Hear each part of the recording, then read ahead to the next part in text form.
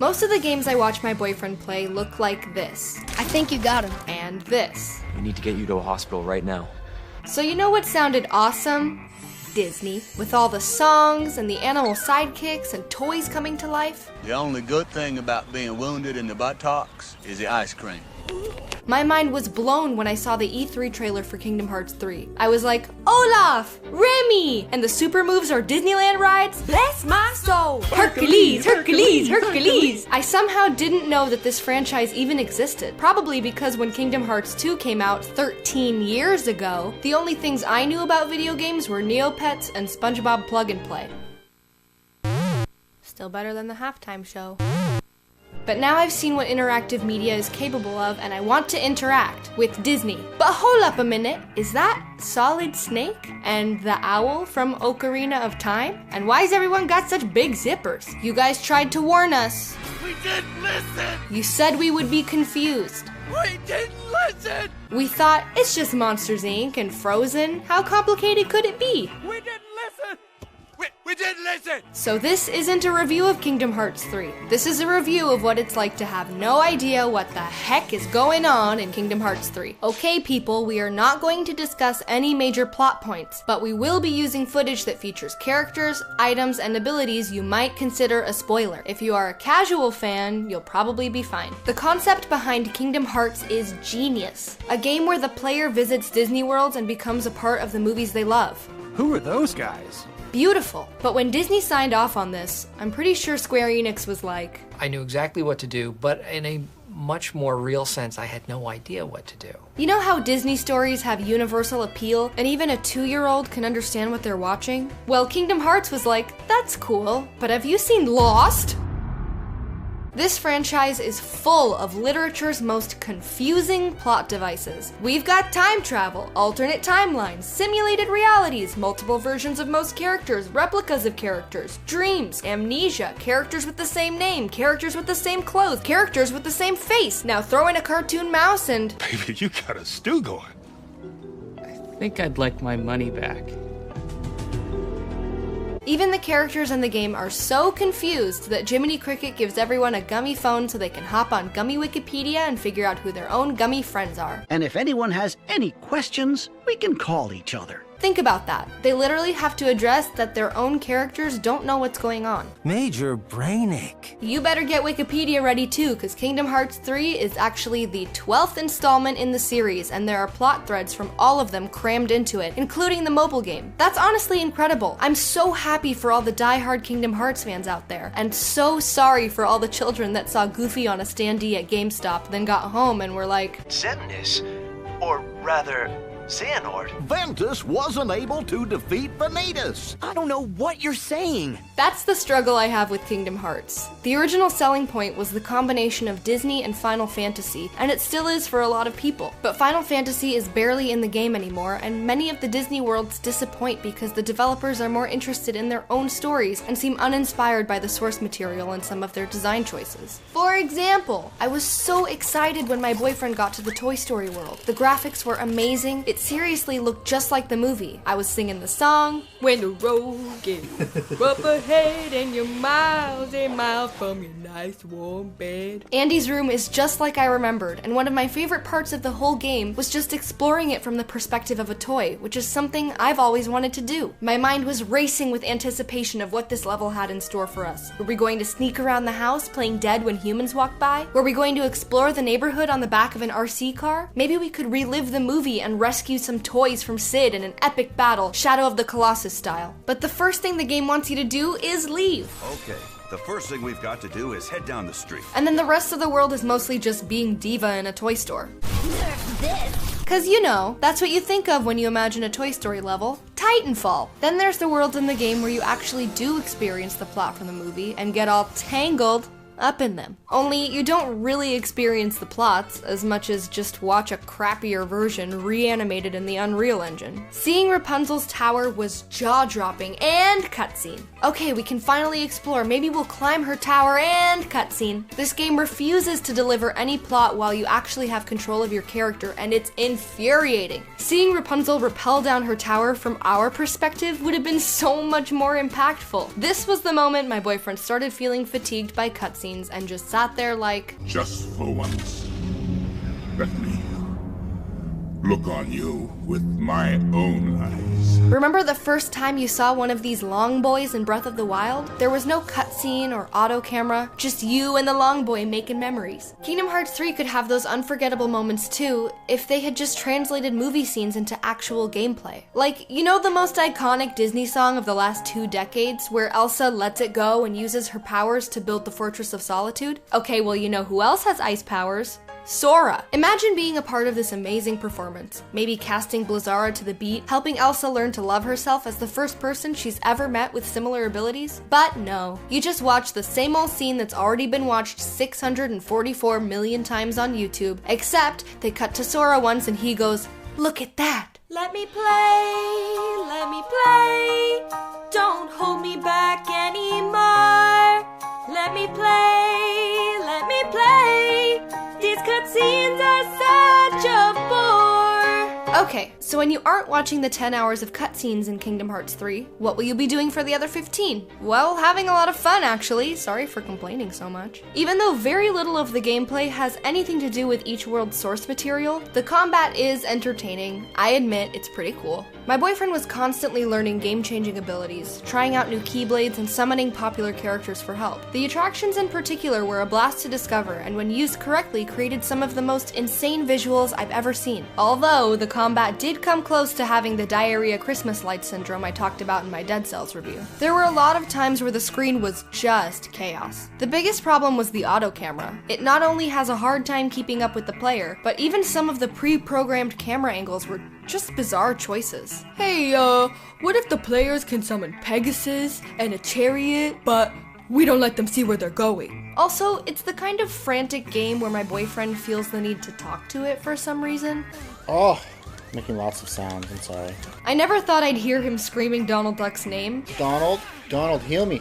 Donald, where are you going? But now I'll never forget it. He also formed this hilarious relationship with Goofy where anytime he tried to do something, Goofy would find a way to ruin it. I'm gonna practice my blocking. Come here, hit me. Goofy! Look at that. Get out of here. Goofy? Okay, let me get one. Goofy. Goofy!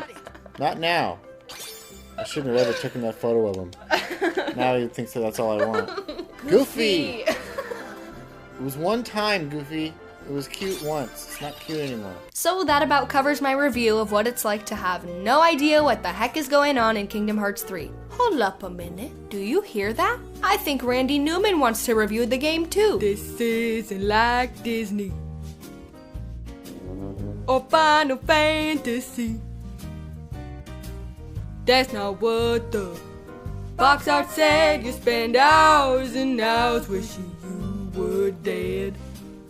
Too many cutscenes in this boring game. Oh, this isn't like Disney.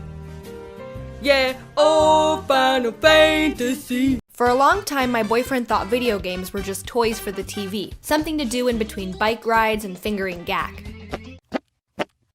They could definitely be immersive and make him feel things his tiny body wasn't ready for, but he was living his extra lives in a flat land as a two-dimensional being. We know, us Flatlanders, about left-right, and we know about forward-back, but we have never heard of up-down. So when he saw this commercial on TV... We will not live in a two-dimensional world. We won't go in one direction or see where we can zap. We will walk through walls. We will take a look around us. We will not be confined. We will change the system. Super Mario 64 is one of his fondest childhood memories because it wasn't just a toy anymore. It was a portal to another three-dimensional world. And in the 22 years since, there have been very few milestones in gaming that have come close to being that exciting. Even Mario himself has struggled to escape his own shadow. Sunshine sold half as many copies and is divisive among fans, and Galaxy was incredibly fun but had linear level design in lieu of the sandbox that made 64 so immersive. So when the Nintendo Switch came out and combined everything that made the Wii, Wii U, and DS lines so amazing, it felt almost as groundbreaking as that jump to 3D. And after hearing the developers of Mario Odyssey say it was inspired by Super Mario 64, my boyfriend watched the reveal trailer 50 times, like... The second I saw it, my brain was just like, that is the I want to do that at some point in my life. I want to convince a woman to do that with me. And that's exactly what he did. Yeah.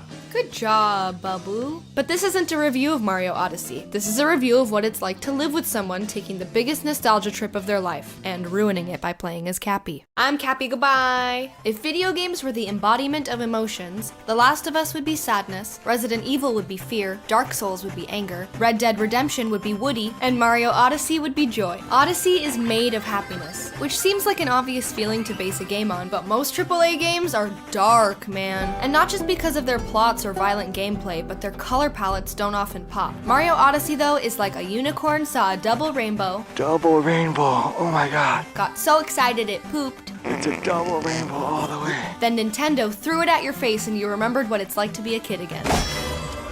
You can fly, you can fight, and you can... It's me, Mario! Watching my boyfriend explore all the different kingdoms was a visual treat. Each world has its own distinct art style that inspires the level design and gameplay you'll find there. The graphics are often a bizarre combo of cartoony and realistic, which reminds me of Who Framed Roger Rabbit, especially in New Donk City where real people and Mario coexist for the first time. Unless you count when Mario was a real person. Name? Mario. Last name? Mario. Wait a minute.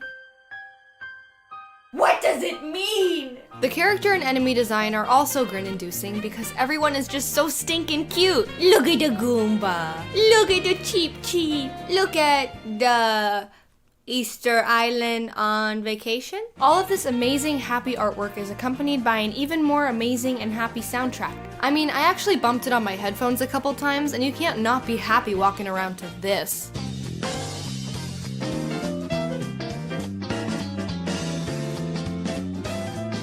Cap Kingdom sounds like Danny Elfman at his best. Wooded Kingdom sounds like surf rock at its best. And oh my god, when Carmen Sandiego sings Jump Up Superstar, it's just gaming at its best. Here we go, off the rails. Don't you know it's time to raise our sails? It felt like Nintendo threw us a surprise party or something. I actually had happy tears as my boyfriend took the trip down memory girder and thought it was such a cool way for a company to celebrate their lifelong relationship with him. Plus, Pauline can get it, girl, woo! Also, she lives in a town full of men who wear fedoras, so I'm pretty sure she's single. The gameplay itself is also pure joy. When I watch my boyfriend run and jump and flip using the Mario skills he learned as a kid, I feel so happiness. I would describe it as creative platforming because there are so many maneuvers in Mario's arsenal that it feels like watching someone do tricks on a skateboard or something. Out of curiosity, I found some high-level play online and am convinced that Mario Odyssey is the greatest platformer ever made. I can't think of another one that gives you this much control of the character. And to put those tight controls to the test are some really cool level designs. My boyfriend's favorite by far is the Darker Side of the Moon, which is basically a 15-minute long gauntlet with no checkpoints. I got pretty sick of it after the 10th time he died.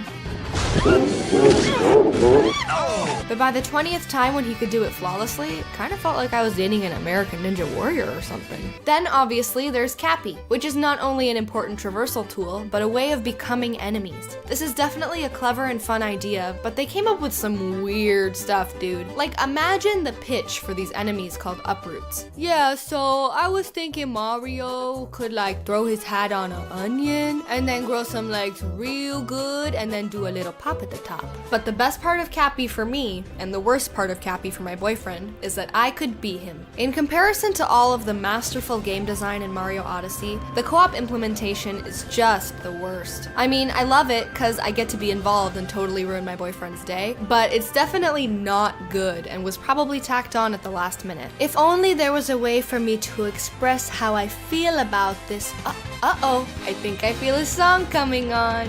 Here we go. Co-op game. I wonder who I'll get to play. Luigi, Peach, or Yoshi. Sorry, no, none of that. Boyfriend says that I'll play as a hat. Can barely even call me player 2. Can I jump? Can I fly? Can I punch? No, just spin around. Mario tried to play, I'm out of frame. Oh well, I'll watch you jump up in the air. See coins over there. Finally there's something I can do. And when the bunnies come around, don't worry, Cap isn't down.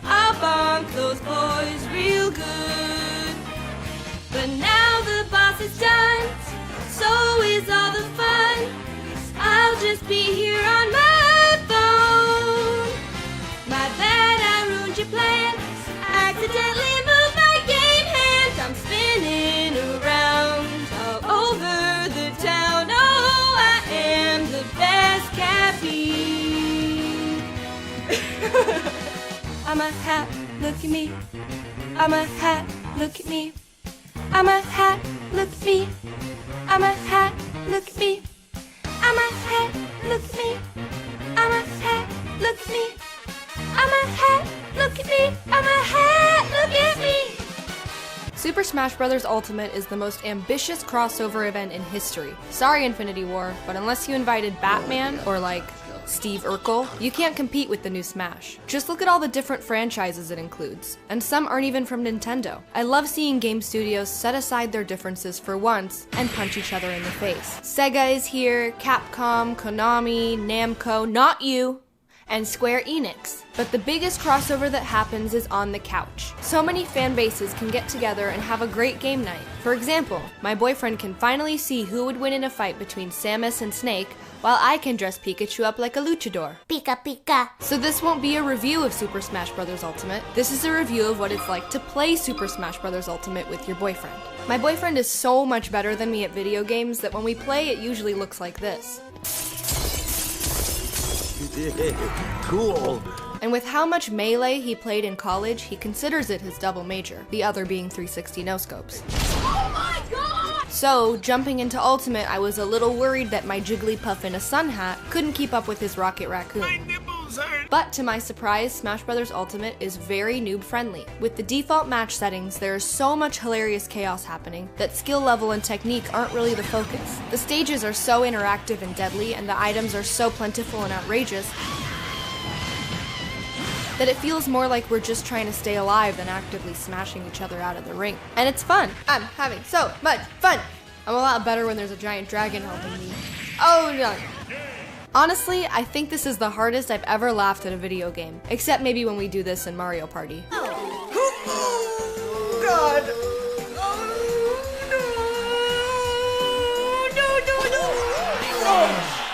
Why does this fat mole gotta win everything? It's so funny when your boyfriend is trying to attack you, but Bob Ross turned him into a cat or something.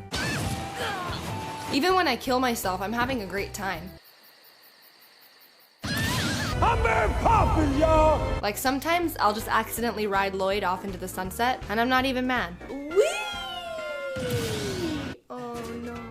There are so many characters to unlock that almost every other match you'll have to challenge someone. Not you! But I wish. We were so excited every time another one approached, but when it was my turn to fight them, I would get very stressed out. Oh, he bombed my boo hole. I still haven't forgiven Daisy for embarrassing me in front of my boyfriend. You're just an Echo Fighter, Daisy. No one cares. We wish you were Waluigi. Oh, Waluigi, you were invited. Sorta. But I did beat Isabelle, even though I felt bad about it, because I love her. And here's a down B. How about a down B? And a down B for you. Oh my god, she's so cute. And remember when she made me mayor? Oh, love her. On the other hand, if your boyfriend invites his friends over, they're going to want to get competitive. That means no items, no crazy stages, just smashing for glory. And I can't even really tell what's happening. I just watch from the side of the stage like, Jesus Christ, he's fast. When I do try to get involved, it just sort of looks like this. My boyfriend will try to teach me. You think that's air you're breathing now? But I don't know, I don't care so much about Kung Fu and just kind of liked it better when Nintendogs would show up. Then there's also the single player experience. And first of all, it's called World of Light. It seems like it should be called World of Spirits because, you know, it's a world full of spirits. And to get to it, you have to click on a big button that says Spirits. It starts with the most epic cutscene ever of all these characters dying. Bye Link, bye Zelda, bye Spider-Man. And then when you get to the game, it's just a cheap, flat drawing of a map made in Mario Paint or something. This mode my boyfriend usually plays by himself in bed with headphones, which is such a nice sound to fall asleep to. So the whole bed will be shaking and you'll just be laying there thinking, I really hope that's Smash Bros. Or an earthquake. In conclusion, crouching Mario and hey look there's Link. Stand up Samus, Kirby rolls in the sink. Who are these guys? Check out Mega Man's spot. Slow-mo Inkling, who do you see? Now name of the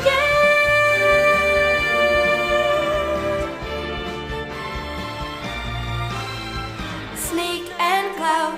Bowser slams down, sit in eggs, throw our balls. Sonic kids get ate while big fight on a bridge. Look at these hands float, ladies move. What kind of doctor are you? Lost our ball, weird swing. Pretty light, Mario looks really high. Oh no, everyone's lit. Fart out some fire, Pit flies away. Meta Knight trip that big fat boy. Wolf gets slashed real good, they like that game. Burn your fish, what's all this? Punch that gator, someone find these kids' mom. Poof, there's Ganon's secretary with guns. There's those guys again, this dinosaur's mad. Weird new Pokemon, he punches real hard. Lots of squid kids like to swim in the paint. All these buff guys, penguin hammers your face. Double Samus lady, look at my sword. Awesome fighters, but the bad guy is just a big head.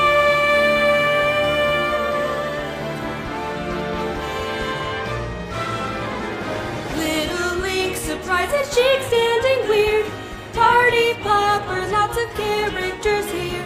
Fancy coffin, suddenly Pikachu. Lots of places he can look at the beautiful view. After decades of waiting, the 3D Pokemon adventure you imagined in the 90s is finally here! Pokemon 64! It's got the graphics you imagined in the 90s. Look at the white crap around the... It's got the voice acting you imagined in the 90s.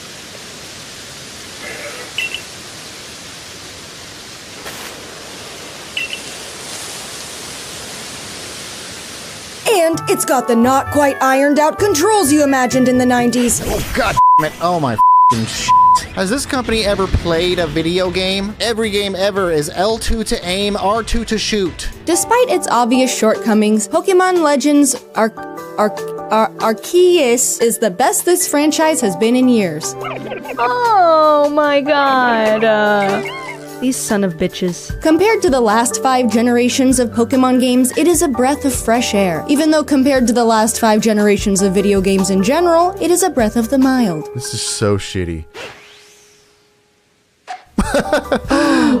That's why my boyfriend happily spent $60 on the open world monster catching gameplay of his childhood dreams. Whee, look at me go! Then spent 60 hours trying to pretend graphics don't matter, like... I mean, I'm smiling, but I am very furious. So, this isn't a review of Pokemon Legends Arceus. This is a review of what it's like to live with someone who almost enjoyed the new Pokemon game this time. Pokemon Legends Arceus is the most fun backseat gaming experience that Game Freak has ever released. That's a 100% honest quote, which might sound like high praise in a short blurb on Metacritic. The thing is, it's really only high praise in the vacuum of Game Freak games, because the vacuum of Game Freak games is filled with boogers they keep flicking under the bed. What makes Arceus a better booger to pick is its epic size, meatier content, and more palatable story. But it's also pretty crusty around the edges, leaving players with Game Freak's signature aftertaste in their mouth.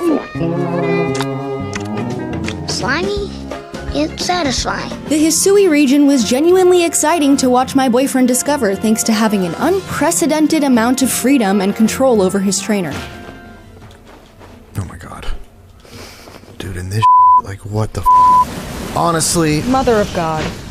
All I want to do is go up this tiny thing. Alright, you can't jump until you get this deer, and even then the platforming is about as well designed as those mountainsides in Skyrim that weren't designed for platforming, but you're too stubborn to go around, so you just kind of mash buttons and pray. There's also a Dark Souls tuck and roll, because these wild Pokemon will try to murder you. Well, this game is hard. Wow! It's Dark Souls! Be warned, if you fail to dodge one of these deadly attacks, your screen will get a little dirty and you'll say, You have just spit on my face.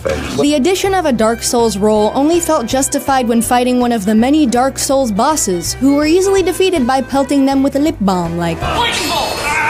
Lightning Bolt! Sleep! Lightning Bolt! The biggest improvement to the Pokemon formula, though, and my boyfriend's favorite part of the entire game, was that whenever he felt like it, he could do this. Watch this.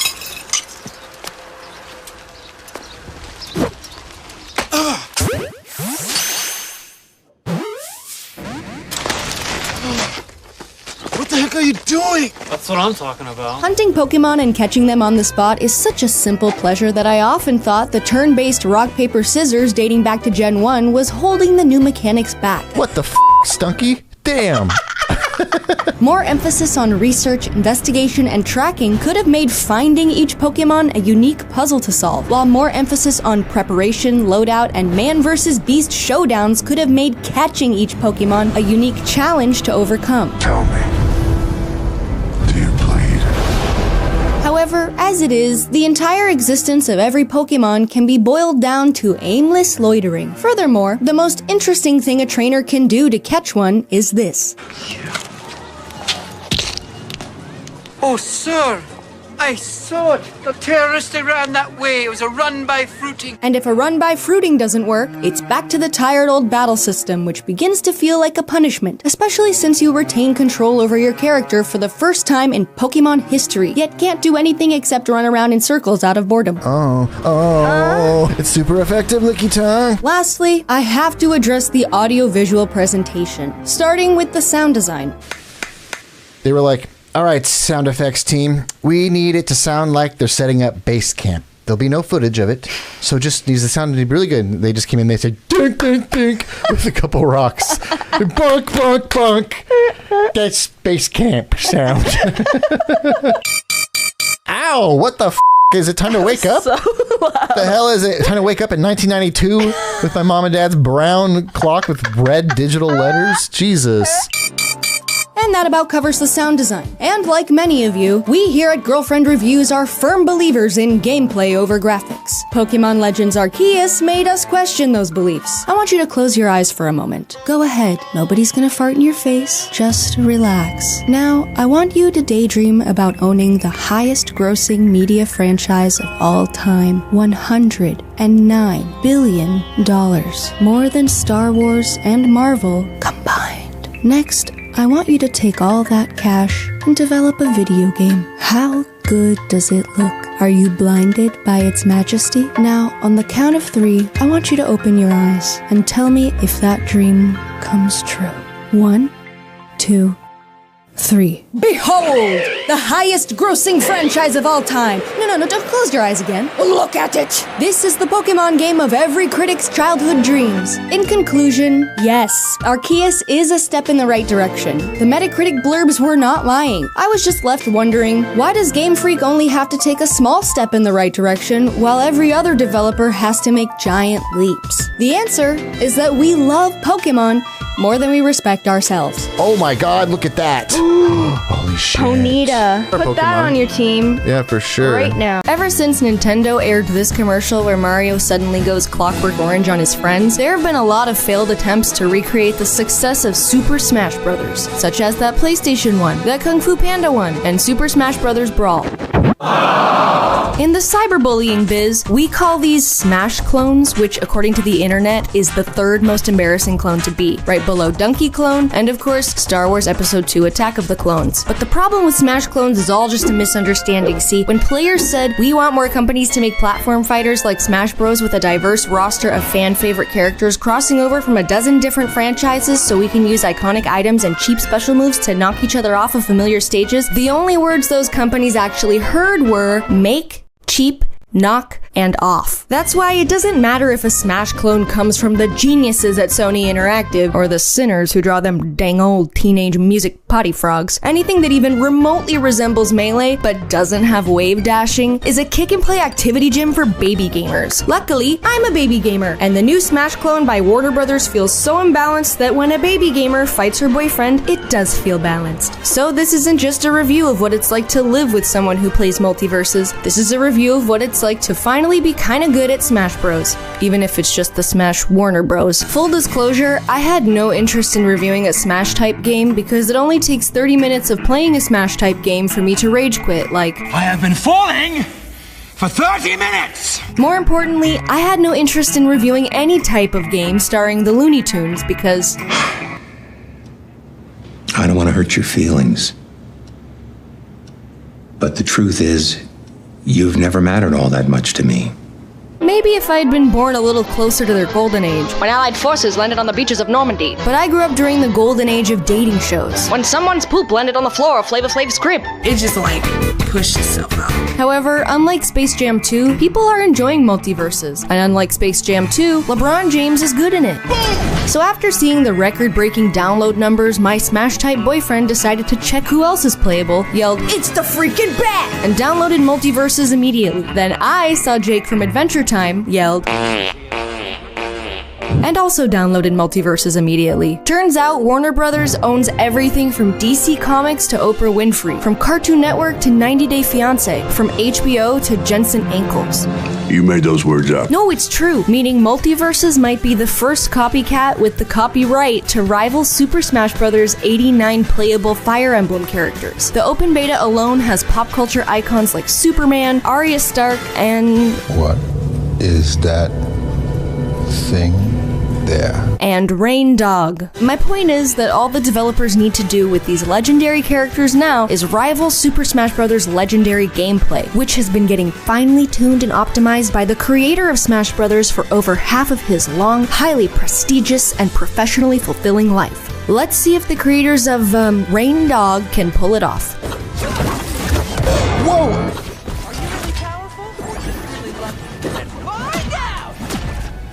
Hey, where's the other guy? Did he quit? Oh, what? Okay, well the game has a lot of bugs. Literally most of your opponents will be bugs, or Finn's backpack. Because who in their right mind would pick Arya, spend hours practicing the 32-hit ground-to-air combo required for her to almost get a KO when they could just pick Shaggy and press triangle? What? I'll tell you who, my boyfriend. He's an Arya main with everything to prove and nothing to gain. Yay. The only upside to having a little girl on my team is that for once, I know what it's like to carry him. Making pancakes, making bacon pancakes. Here's the secret to being a pro at MultiVersus. You know Jake's famous line from Adventure Time that goes, "Dude, sucking at something is the first step towards being sorta good at something." Well, in MultiVersus, the first step to being sort of good at MultiVersus is just to play as Jake in MultiVersus. Oh! Nice! I have no idea how I'm doing any of this. She's mashing it. But I do know that if I tried mashing it like this in Smash, I wouldn't get double kills, so cry about it, MultiVersus better. Stop telling the devs it needs to be balanced for pro-level competition. You're not a pro, you're Velma. Bitch. And while we're at it, stop telling the devs to add more DC characters. The Joker has been in 1,000 games and Robin is a child in his underpants. The world doesn't need another fighting game full of superheroes and cartoons when MultiVersus has a unique opportunity to give the world a pop culture battle the likes of which hasn't been seen since Celebrity Deathmatch. So here are my top 5 most wanted characters from the Warner Brothers cinematic universe, including their special moves. Number 5, Conan O'Brien. Neutral special, Conan whips his beautiful red hair around. Side special, Conan does the string dance. If side special is charged, he pulls out a finger scissors and cuts the string when released. Down special, a couch with Andy Richter on it falls from the sky. Up special, Conan pulls the Chuck Norris lever, catapulting himself into the air. Walker told me I have AIDS. Number 4, Jack Torrance. Neutral special, Jack drinks a glass of whiskey, giving himself the enraged status effect. Side special, Jack swings an axe. Down special, Jack curls up into a frozen ball, inflicting the ice status effect on nearby enemies. Up special, elevator doors appear, lifting Jack into the air. Upon exit, a river of blood knocks enemies back. Number 3, Jables aka JB. Neutral special, Jables sucks air into his mighty lungs, charging a vocal attack that knocks enemies back. He does not need a microphone. Side special, Jables summons a shield in the form of Kyle Gas. If attacked, Kyle plays a guitar riff that you in your ear. Down special, Jables dances seductively, creating a protective barrier that enemies cannot enter because just being near him can get you pregnant. Up special, Jables rides Sasquatch into the sky. We're flying! Number 2, Ross Geller. Neutral special, Ross pulls out a Thanksgiving sandwich with a moist maker. If thrown at an enemy, it heals that enemy, but gives Ross the enraged status effect because My sandwich! Side special, Ross swings a couch in front of him and yells, "Pivot!" Down special, Ross yells, We were on a break! His next attack breaks armor. Up special, Ross pulls up a pair of leather pants, launching himself into the air with a burst of baby powder. Speaking of pants, my number 1 most wanted side character for MultiVersus is the Pants from Sisterhood of the Traveling Pants. In conclusion, MultiVersus might be the first Smash clone that doesn't fail miserably because at this point, I'd rather watch Superman get clapped by a pair of jeans than ever have to hear the words again.